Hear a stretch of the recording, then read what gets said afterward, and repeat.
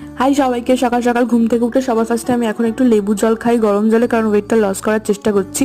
তারপরে গোল্লা এখানে দাঁড়িয়ে দাঁড়িয়ে সবাইকে আপ করছিল। আর আমাদের রান্নাঘরে এখন এইগুলোর কাজ চলছে, এখনো পুরোপুরি কমপ্লিট হয়নি। কমপ্লিট হলে আবার ঠিক মতো দেখাতে পারবো। তারপরে মা বানাচ্ছিল এখানে গোলা রুটি, যেটা আমার তো খেতে খুবই ভালো লাগে, তার জন্য আমি খেয়েও নিলাম দুটো।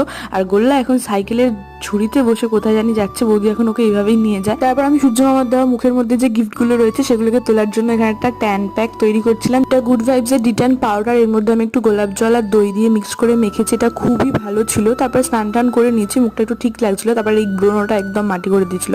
আর এখন যে ভিডিওটা দেখতে পাচ্ছ, এটা অনেকদিন আগের ভিডিও, যেটা আমি দেবো করে দেওয়া হয়নি। সেদিন জামাইবাবুর বার্থডে ছিল, তাই আমি প্রীতম দার ভাই দিদি বাড়ি গেছিলাম। তো এখন কেক থেকে রেডি করে নিলাম, সবকিছু সাজিয়ে পরে কেকটা কাটাও হয়ে গেল। আর কেকটা কাটার পর আমি এখানে এক বাটি চানাচু খাচ্ছিলাম, আর দিদি এখানে বানাচ্ছিল তড়কা। তারপর আমরা সবাই মিলে তড়কা আর রুটি খেয়ে চলে এলাম বাড়ি। আর কি, আজকের জন্য এতটাই। ভিডিওটা ভালো লাগলে চ্যানেল সাবস্ক্রাইব